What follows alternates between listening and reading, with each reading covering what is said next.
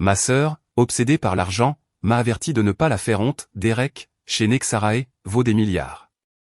Au dîner, elle m'a présenté comme « entre deux emplois ». Lundi, Derek entre pour sa première réunion de direction. J'étais assise au bout de la table. Son patron a chuchoté, c'est notre PDG. Derek a hurlé quand il m'a reconnu, car « Ne me fais pas honte », a sifflé ma sœur au téléphone, sa voix acérée par cette pointe de condescendance familière que j'entendais depuis toujours. Derek travaille pour Nexeai. Ils valent des milliards. Ses collègues seront au dîner ce soir, et j'ai juste besoin que tu te fondes dans la masse. Peux-tu faire ça pour une fois? Je me suis assise dans mon appartement, regardant la ligne d'horizon de San Francisco, mon café refroidissant dans ma main. Bien sûr, Amanda, je peux me fondre dans la masse. Bien. Et s'il te plaît, pour l'amour de Dieu, ne parle pas de ton truc de start-up. Personne ne veut entendre parler d'une autre entreprise technologique ratée. Les collègues de Derek sont de vrais professionnels. Je n'ai rien dit. Qui avait-il à dire? Amanda était ma sœur aînée depuis 32 ans, et pendant tout ce temps, elle ne m'avait jamais demandé ce que je faisais réellement dans la vie. Elle avait décidé de mon histoire quand j'avais 23 ans et que je travaillais dans un garage. Et cette histoire n'avait jamais été mise à jour dans son esprit, peu importe combien de fois j'avais essayé de lui dire le contraire. Maya, tu écoutes? J'écoute. 19h à Prospect. J'y serai. Et porte quelque chose de joli. Pas ces jeans que tu portes toujours. Derek est vice-président du développement produit. Son patron pourrait même se présenter. Ces gens comptent. L'appel s'est terminé. J'ai regardé mon téléphone, puis mon ordinateur portable, où 3 offres de rachat se trouvaient dans ma boîte de réception, chacune de plus de 800 millions de dollars. J'avais répondu à des appels de Goldman Sachs toute la semaine concernant le calendrier de notre introduction en bourse.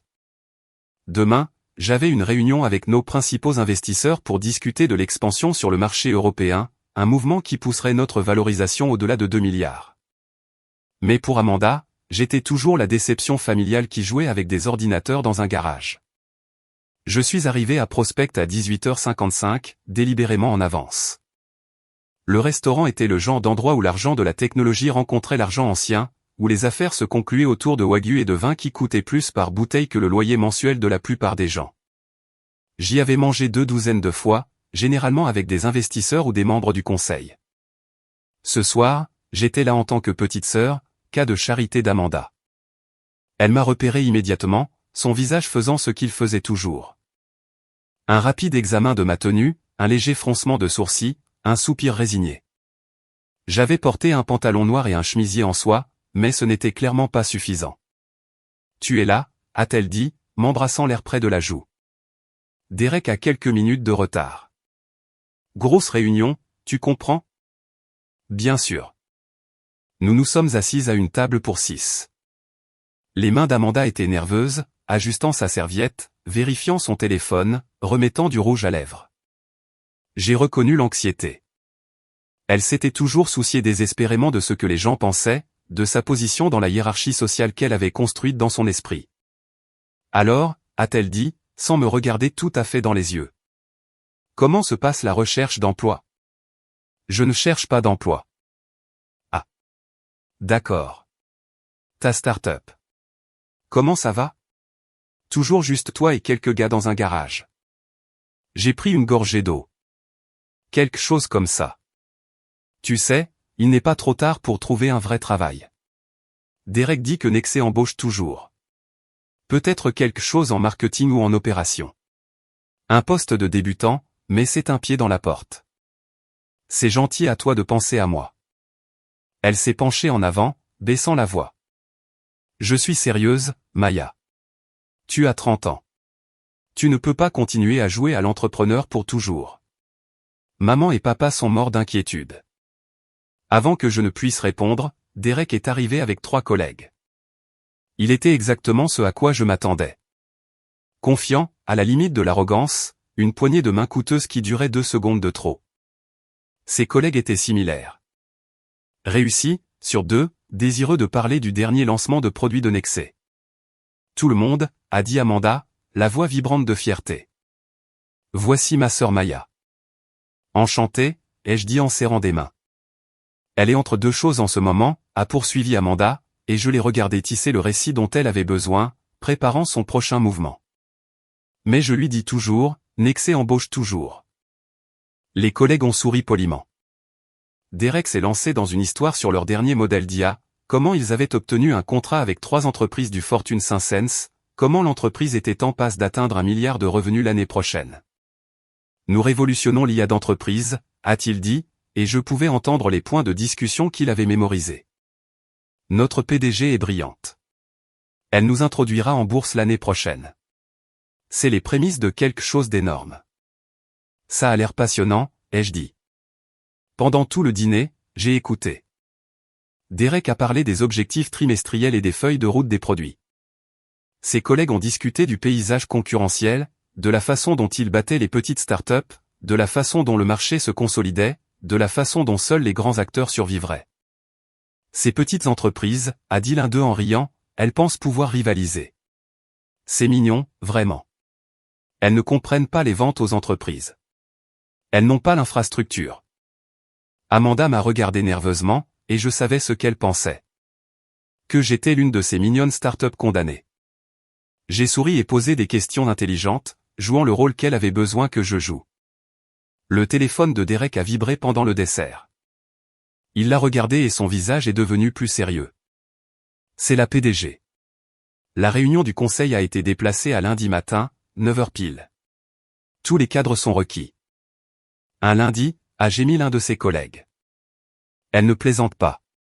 Si elle convoque une réunion, c'est important. Derek s'est tourné vers Amanda, lui serrant la main. Chérie, je pourrais avoir besoin de me préparer tout le dimanche. Bien sûr, a dit Amanda. Tout ce dont tu as besoin. Alors que le dîner touchait à sa fin, Amanda m'a raccompagné jusqu'au voiturier. Merci d'être venu, a-t-elle dit. Et de ne pas, tu sais, de ne pas avoir rendu ça bizarre. Les collègues de Derek sont importants. Sa carrière décolle vraiment.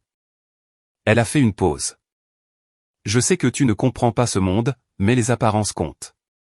Les gens que tu fréquentes, l'impression que tu fais, tout cela compte. J'ai regardé ma sœur, je l'ai vraiment regardée. Elle avait 2 ans de plus, mais parfois l'écart semblait de plusieurs décennies. Je suis heureuse pour toi, Amanda. Derek a l'air sympa. Il l'est.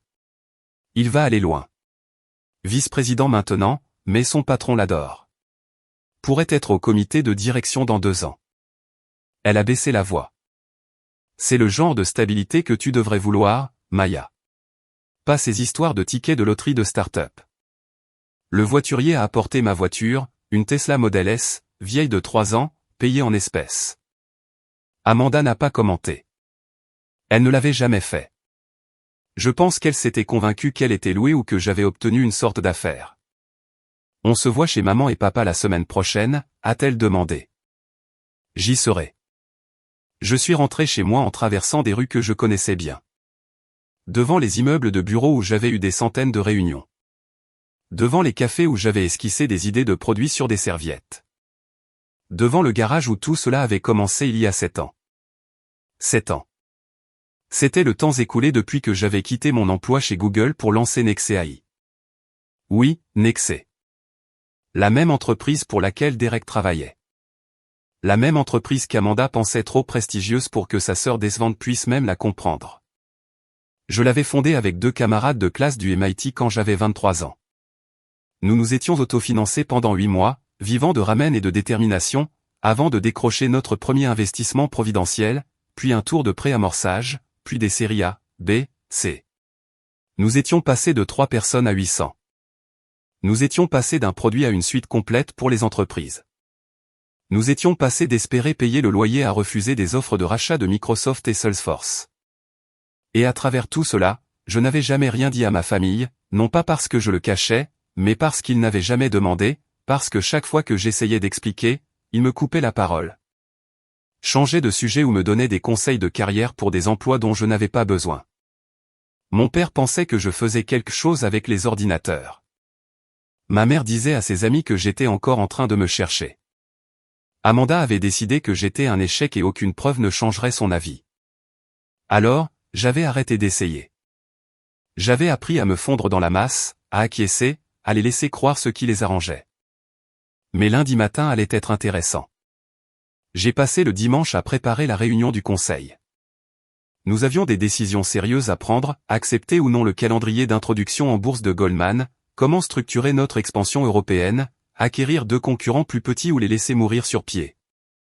J'ai examiné le dossier préparé par notre directrice financière, pris des notes sur les chiffres, et confirmé la présence de tous les membres du conseil. Ce n'était pas n'importe quelle réunion. Nous discutions de l'avenir d'une entreprise qui employait désormais 847 personnes et détenait des contrats avec 60% des entreprises du Fortune 100.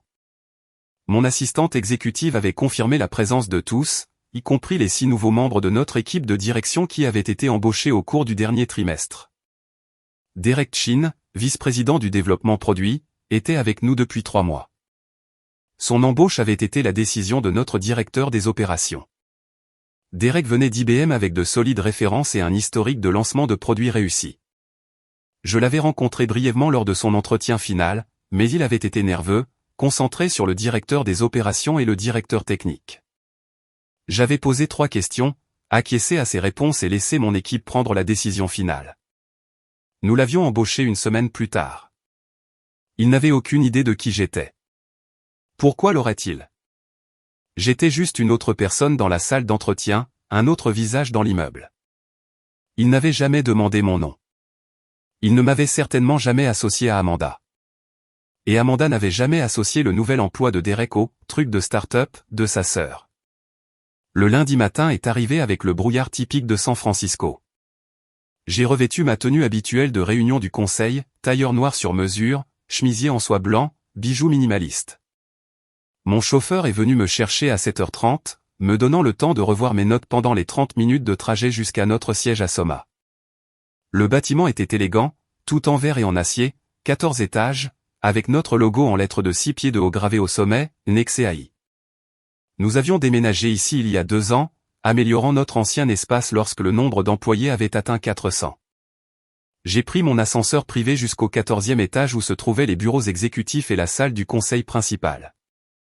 Mon assistante Jennifer était déjà à son bureau.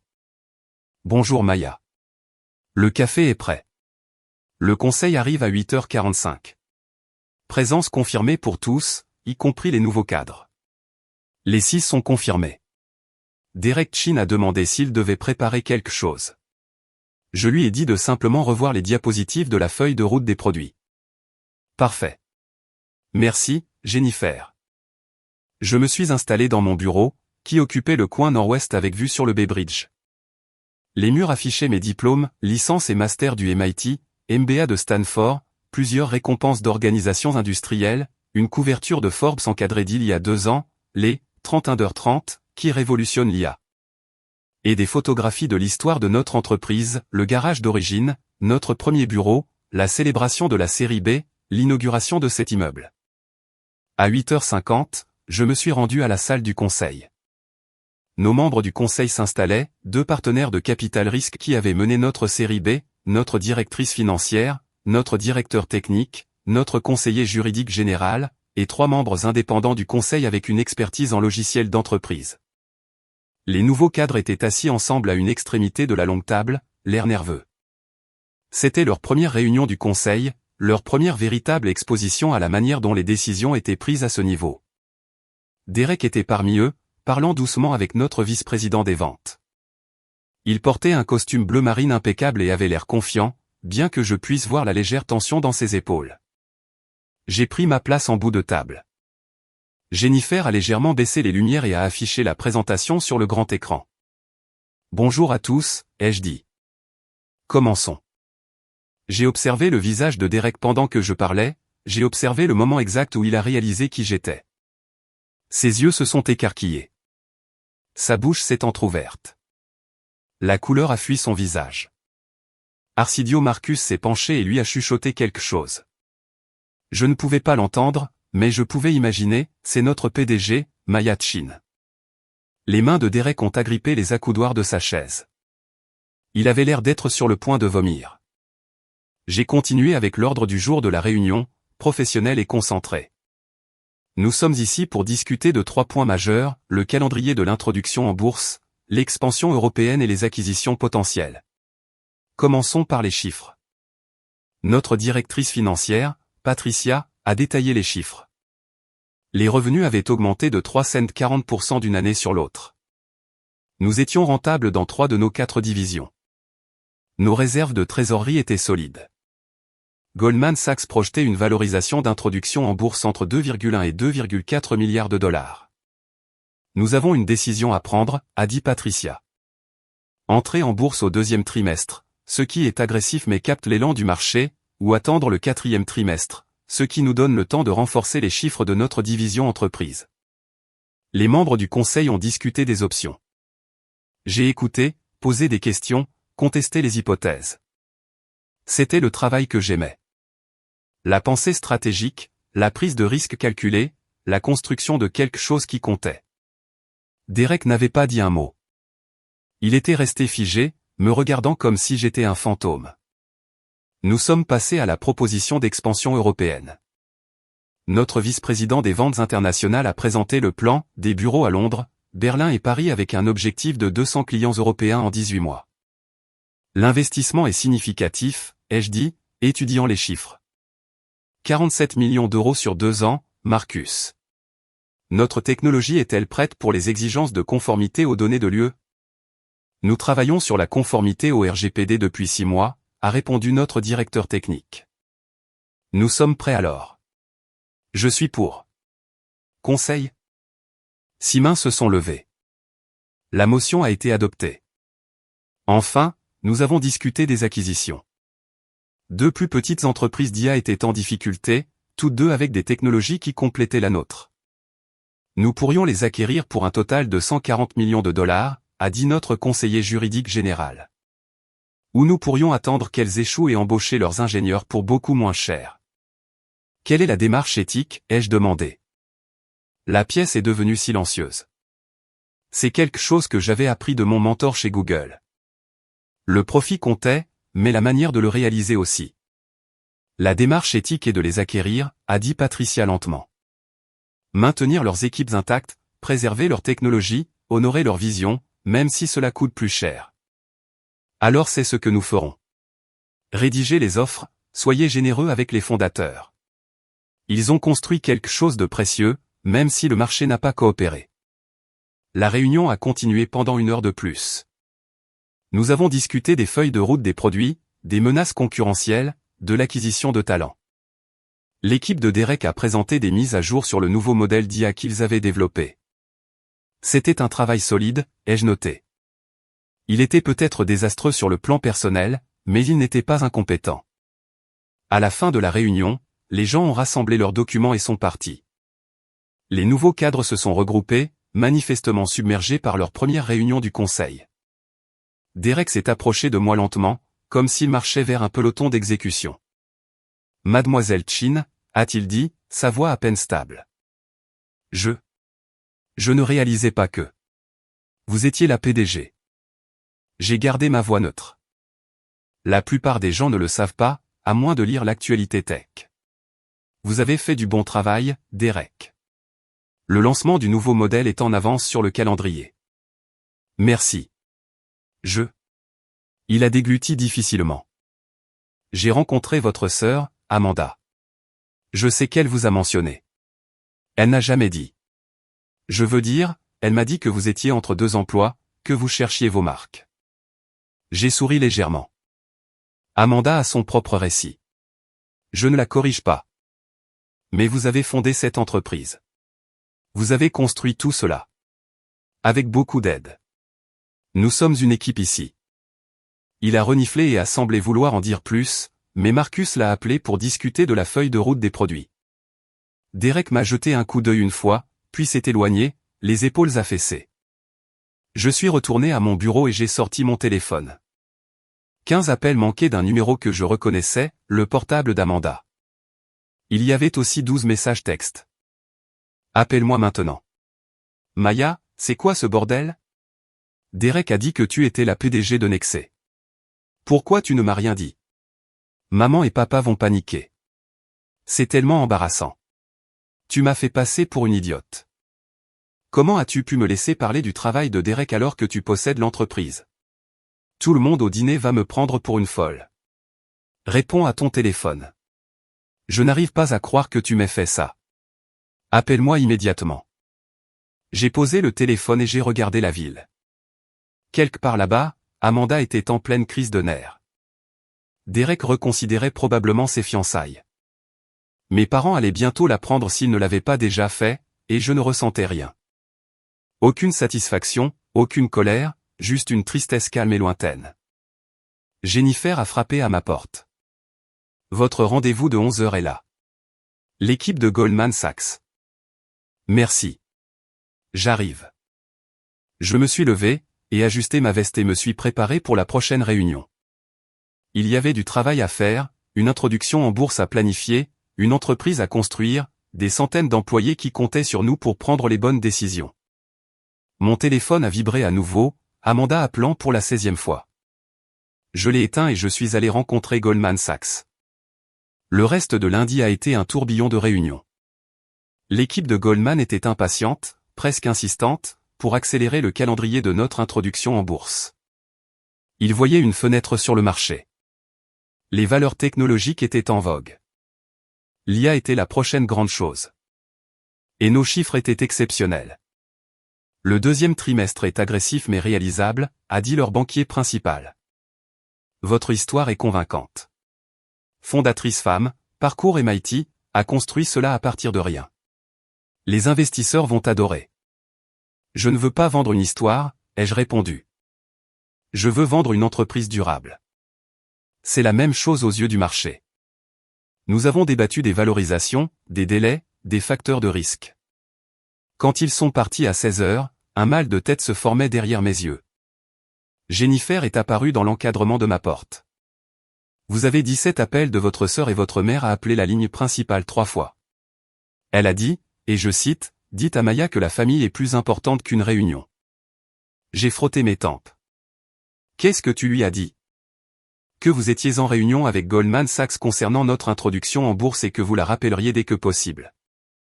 Et sa réponse? Elle a demandé ce qu'était une introduction en bourse. Je lui ai expliqué. Puis elle s'est tue et a raccroché. J'ai souri. Merci, Jennifer. Aussi, Derek Chin a demandé à vous rencontrer. Il semblait angoissé. Demain, mettez-le à 14h. Ce soir-là, j'ai conduit jusqu'à mon appartement à Pacific Heights, un 2 pièces que j'avais acheté il y a 3 ans, lorsque la série C de l'entreprise avait été clôturée. C'était joli, mais pas ostentatoire, le genre d'endroit qu'une professionnelle réussie pourrait posséder. Pas une PDG sur le point d'introduire une entreprise en bourse. J'ai versé un verre de vin et j'ai finalement allumé mon téléphone. 43 appels manqués. 37 messages textes. 6 messages vocaux. J'ai commencé par les messages vocaux.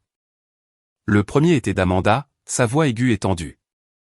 Maya, c'est quoi ce bordel?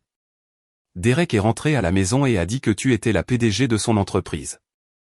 Comment est-ce même possible? Rappelle-moi tout de suite. Le deuxième était de ma mère. Maya, Amanda vient de nous dire que tu diriges une entreprise d'informatique. C'est vrai? Pourquoi tu ne nous l'as pas dit? Ton père veut savoir si c'est une sorte de blague. Le troisième était d'Amanda à nouveau, en pleurs. Tu m'as laissé te présenter comme entre deux emplois. Tu as laissé Derek parler de son travail important. Tout le monde me prend pour une complète idiote. Comment as-tu pu me faire ça? Le quatrième était de mon père. Maya, ta mère et moi sommes très confus. Amanda dit que tu as beaucoup de succès, mais nous ne comprenons pas pourquoi tu nous as menti. S'il te plaît, appelle-nous et explique ce qui se passe. Le cinquième était de Derek, sa voix soigneusement contrôlée. Mademoiselle Chin, c'est Derek. Je voulais m'excuser pour tout ce que j'ai pu dire d'inapproprié au dîner de vendredi. Je n'avais aucune idée de votre relation avec Amanda ou de votre poste dans l'entreprise. J'espère que cela n'affectera pas mon emploi. S'il vous plaît, appelez-moi. Le sixième était d'Amanda, en colère maintenant. Tu sais quoi? C'est typique. Tout doit toujours tourner autour de toi. Tu n'as pas pu me laisser ça. Tu devais être la PDG de l'entreprise de Derek. Tu es si égoïste, Maya. Ne te donne pas la peine de me rappeler. J'ai supprimé les 6 et j'ai fait défiler les textes. Ils suivaient le même schéma. Choc, embarras, colère, confusion. Ma mère, pourquoi tu ne nous as pas dit que tu avais réussi? Nous sommes tes parents. Mon père, je ne comprends pas pourquoi tu aurais caché ça. Nous pensions que tu étais en difficulté. Amanda, tout le monde du dîner sait maintenant. Le patron de Derek l'a appelé. Ils en parlent tous. C'est la chose la plus humiliante qui me soit jamais arrivée.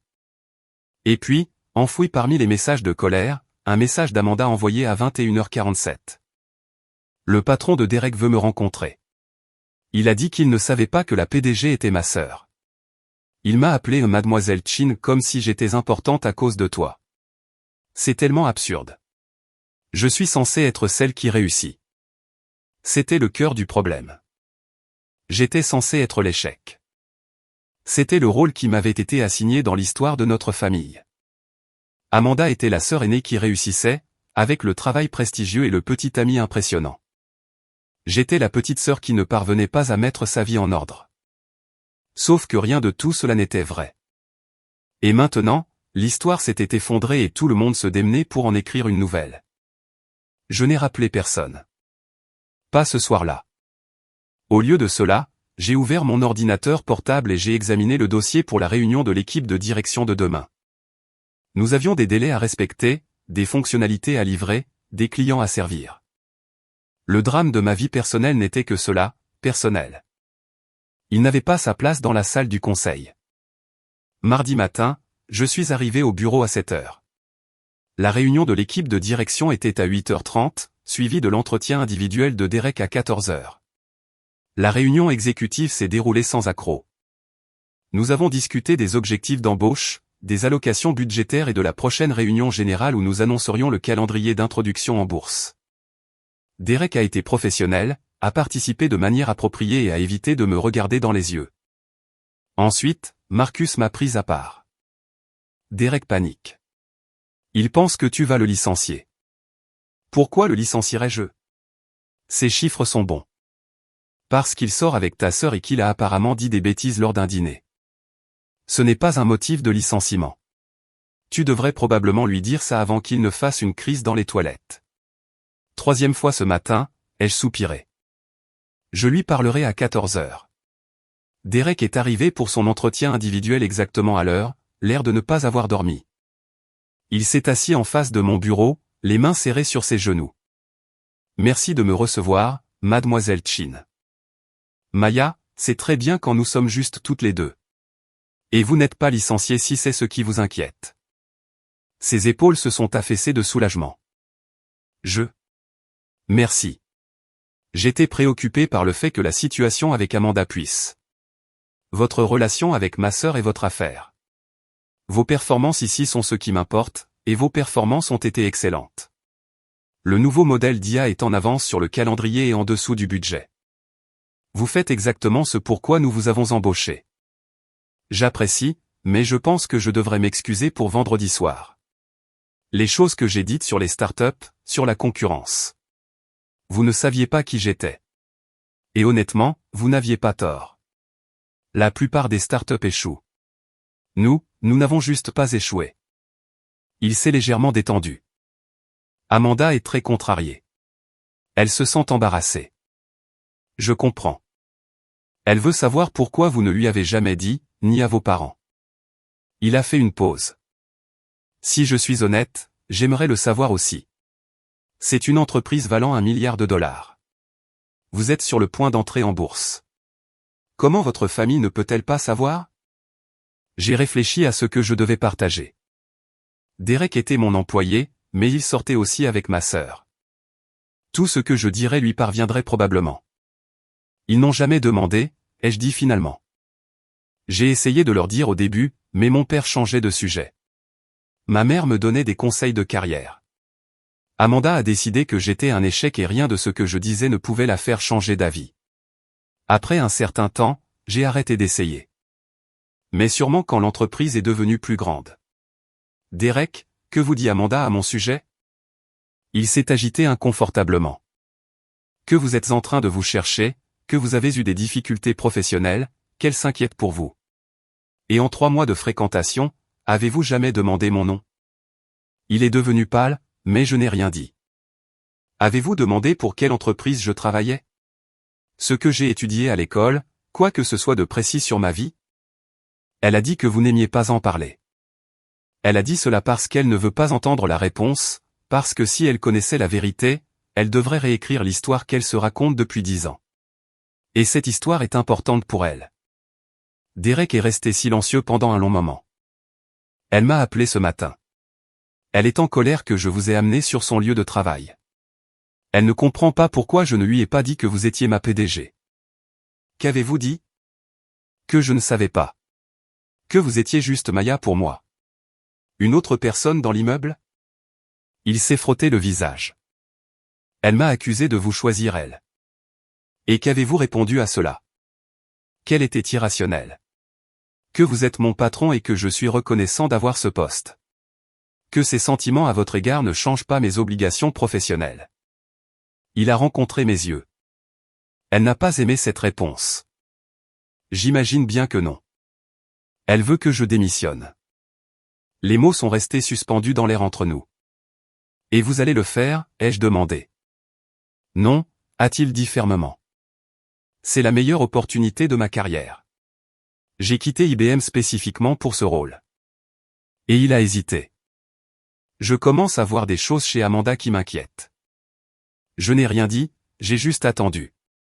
Elle est très obsédée par le statut, par les apparences, par le fait d'être meilleure que les autres. Il a secoué la tête. Je pensais que c'était juste de l'ambition, mais après ce week-end, je ne sais pas. La façon dont elle parle de vous, la façon dont elle est plus contrariée d'être embarrassée que d'avoir complètement mal compris la vie de sa sœur.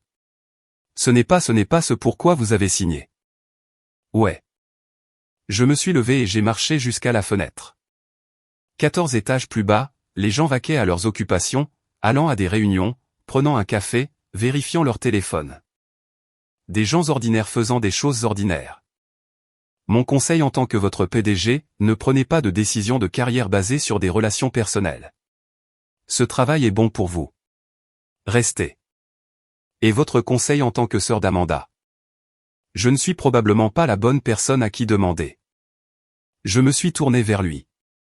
Mais pour ce que ça vaut, ma sœur est terrifiée d'être ordinaire. Elle a passé toute sa vie à essayer de prouver qu'elle est spéciale, importante, meilleure que tout le monde. C'est pourquoi elle a besoin que vous soyez impressionnant. C'est pourquoi elle a besoin que je sois un échec. Tout cela fait partie de l'histoire qui fait d'elle l'héroïne. Derek a hoché la tête lentement. Que se passe-t-il maintenant? Vous continuez à faire votre travail. Je continue à faire le mien. Amanda décide si elle peut gérer la dissonance cognitive d'avoir une petite sœur qui réussit. Je suis retourné à mon bureau. Y a-t-il autre chose liée au travail que nous devons discuter? Non. Merci, Maya. Après son départ, j'ai enfin appelé ma mère. Elle a décroché à la première sonnerie. Maya? Salut, maman. Tu as des explications à donner, jeune femme. J'ai failli rire d'être appelée, jeune femme, alors que j'avais 30 ans et que j'étais sur le point d'introduire une entreprise en bourse. Qu'est-ce que tu aimerais savoir? Pour commencer, pourquoi ton père et moi avons dû apprendre d'Amanda que tu es apparemment une sorte de dirigeante à la tête d'une entreprise valant $1 milliard?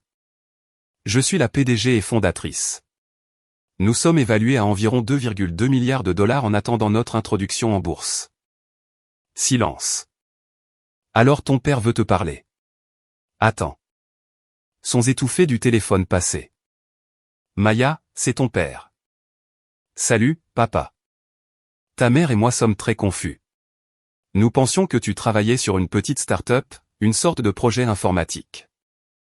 C'était une petite start-up il y a 7 ans. Nous avons grandi. Pourquoi tu ne nous as pas dit? J'ai essayé.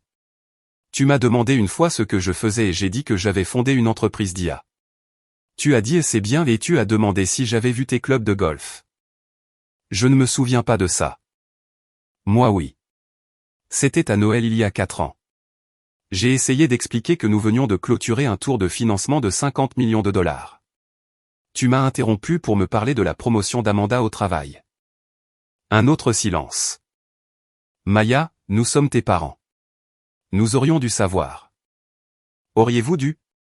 Quand est-ce que vous m'avez posé une question spécifique sur mon travail, ma vie? Autre chose que comment vas-tu? Nous nous renseignons sur toi tout le temps. Vous demandez à Amanda à mon sujet. Vous demandez si j'ai mis ma vie en ordre. Vous demandez quand je trouverai un vrai travail, mais vous ne m'avez jamais réellement demandé ce que je fais. J'ai entendu la voix de ma mère en arrière-plan. Laisse-moi lui parler. Le téléphone a changé de main. Maya, nous essayons de comprendre. Pourquoi cacherais-tu une chose pareille? Je ne l'ai pas caché, maman. J'ai juste arrêté d'essayer de vous forcer à la voir. Vous avez décidé qui j'étais il y a 10 ans, et rien de ce que je disais ne vous ferait changer d'avis. Ce n'est pas juste. N'est-ce pas? Quand est-ce que vous m'avez présenté à quelqu'un sans vous excuser pour moi d'abord? Sans dire elle est encore en train de se chercher ou elle traverse une phase. Nous essayons d'être solidaires. Étiez-vous? Ou essayez-vous de maintenir l'histoire où Amanda est celle qui réussit et moi celle qui est en difficulté? Cette histoire avait-elle un sens pour vous? C'était confortable. La voix de ma mère est devenue froide. Tu es très cruel en ce moment. Je suis honnête. Il y a une différence. Amanda est dévastée. Elle dit que tu l'as humiliée devant les collègues de Derek.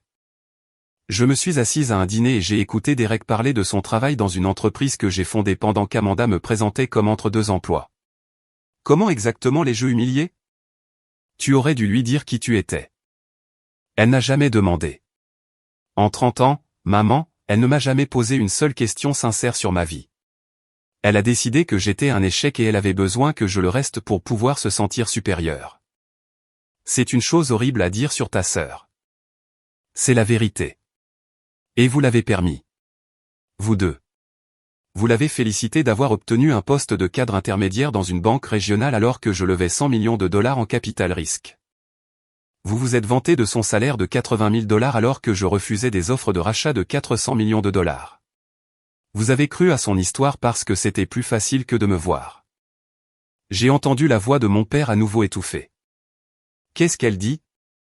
Elle dit que nous l'avons déçue, a dit ma mère, et sa voix s'est brisée. Que nous n'avons pas vu qui elle était vraiment.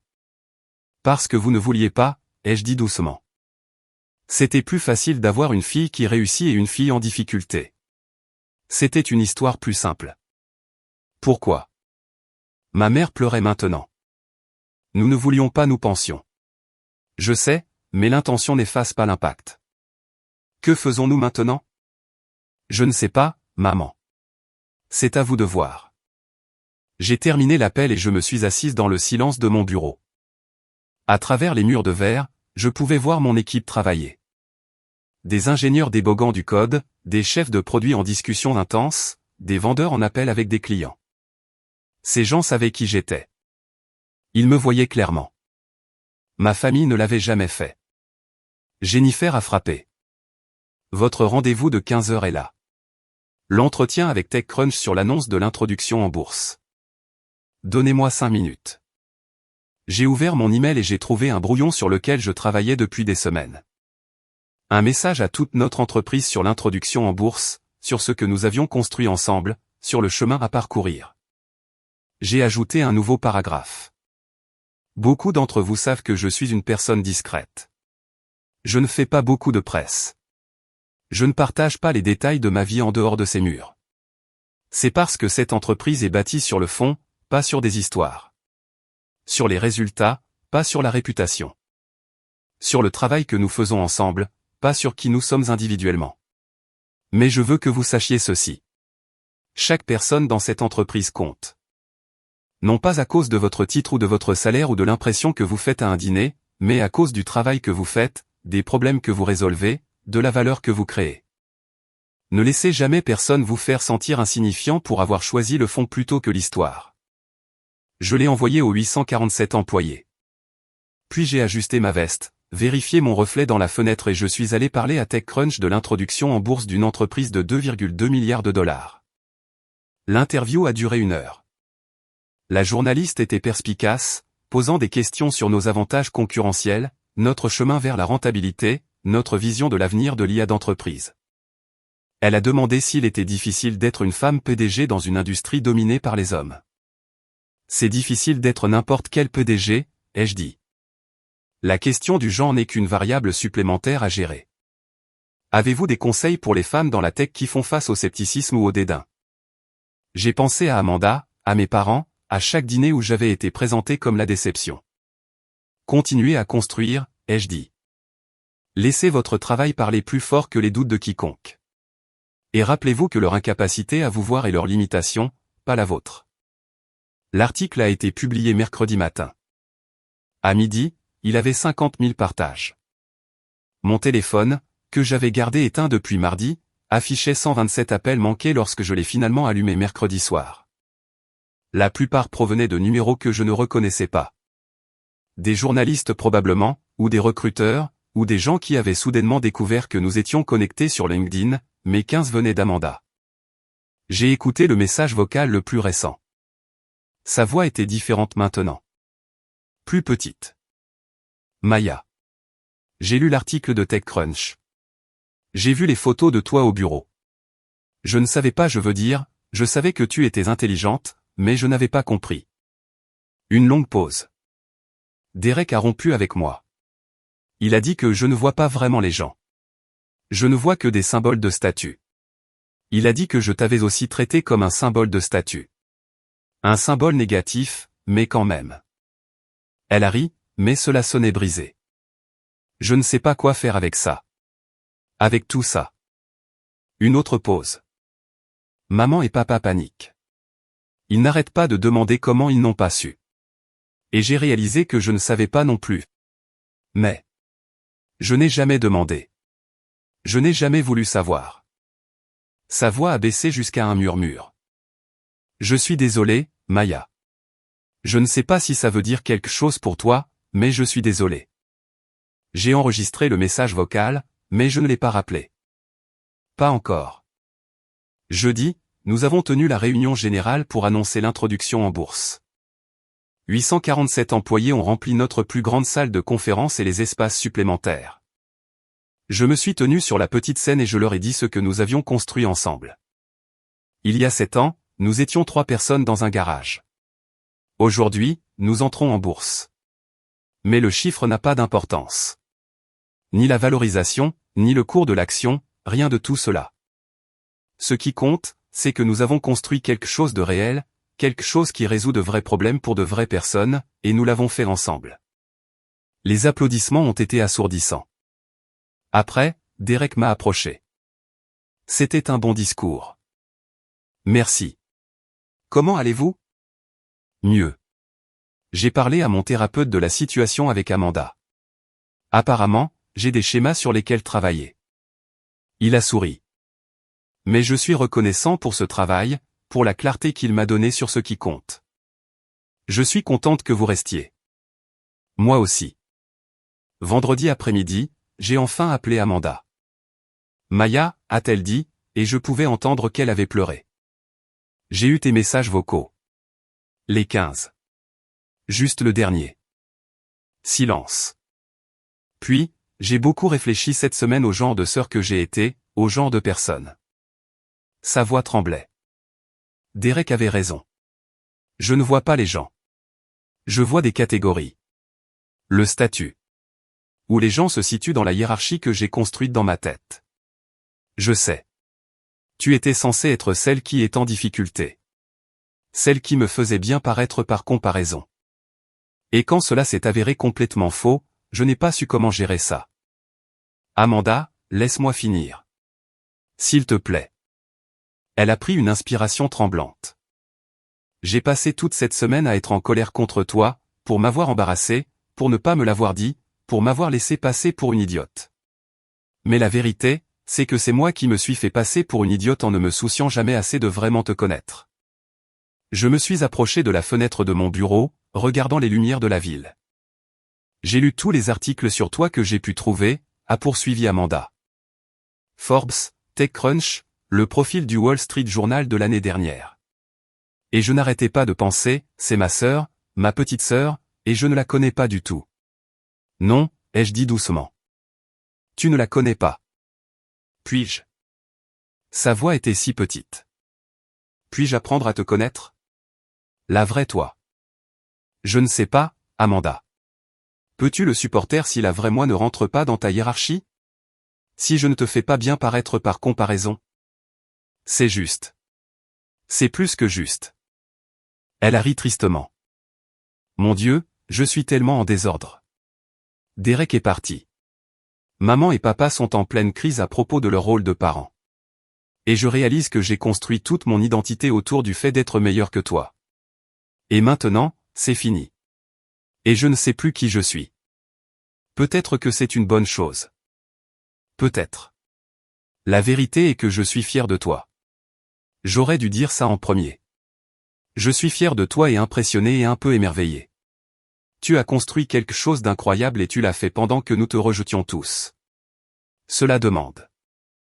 Je ne peux même pas imaginer à quel point tu as dû être forte. Des larmes me sont montées aux yeux. Merci. Voudrais-tu prendre un café avec moi un jour? Quand tu ne seras pas occupé à conquérir le monde. J'aimerais bien. Vraiment? Vraiment. Mais Amanda, si nous faisons cela, si nous essayons de construire une vraie relation, cela doit être réel. Pas de performance, pas de jeu de statut, juste deux sœurs qui essaient de réellement se connaître. Je peux essayer. Je veux essayer. Alors essayons. Nous avons fixé une date pour le mardi suivant. Après avoir raccroché, je me suis assise dans l'obscurité grandissante de mon bureau et je me suis laissé pleurer pour les années passées à être invisible, pour la sœur que je n'avais jamais vraiment eue, pour la possibilité qu'enfin nous puissions recommencer. Lundi matin, les documents d'introduction en bourse ont été déposés. Le mercredi, nous avions fixé une date, le 15 juin. Le vendredi, Goldman Sachs prévoyait que nous ouvririons à 2,4 milliards de dollars. Rien de tout cela ne semblait aussi important que le café que j'ai pris avec Amanda le mardi. Nous nous sommes rencontrés dans un petit endroit de North Beach, loin de nos deux bureaux. Elle était déjà là quand je suis arrivé, l'air nerveuse et fatiguée et plus réel que je ne l'avais jamais vue. Salut, a-t-elle dit. Salut. Nous avons commandé du café. Pendant un instant, nous sommes restés assises, deux étrangères qui partageaient par hasard l'ADN et une enfance. Je ne sais pas par où commencer, a dit Amanda finalement. Parle-moi de ton travail. Ton vrai travail, pas la version qui a l'air impressionnante. Que fais-tu tous les jours? J'ai cligné des yeux, surprise. Je gère une équipe de 5 personnes dans le prêt commercial. Nous traitons les demandes de prêt pour les petites entreprises. Honnêtement, c'est un peu ennuyeux, mais je suis bonne dans ce domaine. Ça a l'air précieux. Les petites entreprises ont besoin de financement. C'est précieux, mais ce n'est pas. Je ne suis pas vice-présidente. Je ne change pas le monde. Je fais juste un travail. La plupart des gens font juste un travail. Il n'y a pas de honte à cela. Je sais. Mais j'ai passé tellement de temps à prétendre que c'était plus que ce que c'était. À prétendre que j'étais plus que ce que j'étais. Elle a rencontré mes yeux. Parce que j'avais peur que si je n'étais pas plus, je n'étais rien. Tu n'es pas rien, Amanda. Tu ne l'as jamais été. Alors pourquoi avais-je besoin que tu sois moins? Pourquoi avais-je besoin que tu échoues? Parce que tu as appris que l'amour est conditionnel. Que l'approbation de nos parents dépend de la réussite. Que tu dois gagner ta place dans la hiérarchie familiale. J'ai remué mon café. Nous avons toutes les deux appris cela. J'ai juste réagi différemment. Comment? Comment as-tu continué à construire quand tout le monde autour de toi disait que tu échouerais? J'ai trouvé des gens qui me voyaient. Mes cofondateurs, nos premiers investisseurs, l'équipe que nous avons bâtie, ils me voyaient clairement, alors il importait moins que vous ne le fassiez pas.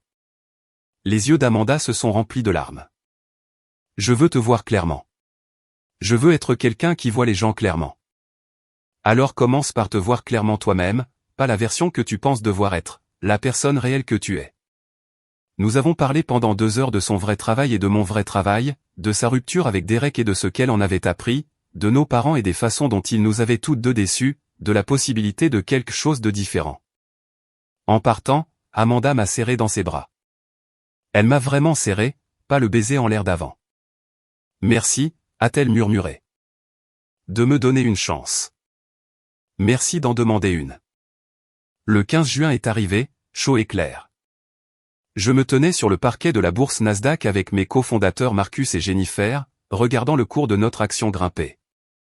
Nous avons ouvert à $54 par action, valorisant l'entreprise à 2,6 milliards de dollars. Mes parents étaient là, l'air fiers et confus, essayant désespérément de comprendre la fille qu'ils n'avaient jamais vraiment connue. Amanda était là aussi, debout sur le côté, applaudissant quand la cloche a sonné, prenant des photos pour son Instagram avec la légende « Ma sœur est une dure à cuire ». Pas de réserve, pas d'explication, juste la vérité. Après la cérémonie, alors que nous célébrions avec du champagne et des félicitations, Amanda m'a prise à part. Je sais que c'est ton jour, ton moment, mais je voulais te dire que j'ai commencé une thérapie pour travailler sur le problème du statut, de la comparaison, tout ça. Je suis fier de toi pour ça. Et je suis fier de toi pour ça. Elle a désigné la célébration autour de nous. Pour tout ça, pour avoir construit quelque chose de réel pendant que j'étais occupé à construire quelque chose de faux. Ta vie n'est pas fausse, Amanda. Elle se cachait juste derrière une histoire. Eh bien, j'en ai fini avec cette histoire. Je veux une vraie. Elle a souri et c'était sincère. En commençant par avoir une sœur qui me connaît vraiment et que je connais vraiment. J'aimerais bien. Nous sommes restés ensemble et avons regardé le téléscripteur boursier. Deux sœurs se voyant enfin clairement l'une l'autre. L'entreprise a continué de croître. Nous nous sommes étendus en Europe, avons acquis ces 2 startups, lancé 3 nouveaux produits. À la fin de l'année, nous employions plus de 1000 personnes. Mais ce dont j'étais le plus fier, ce n'était pas le cours de l'action, ni les revenus, ni les récompenses. C'était les cafés avec Amanda tous les mardis. Les appels téléphoniques avec mes parents où ils posaient de vraies questions et écoutaient de vraies réponses. Le travail lent et difficile de construire des relations réelles au lieu de celles jouées. Derek est resté dans l'entreprise et a fini par être l'un de nos meilleurs cadres.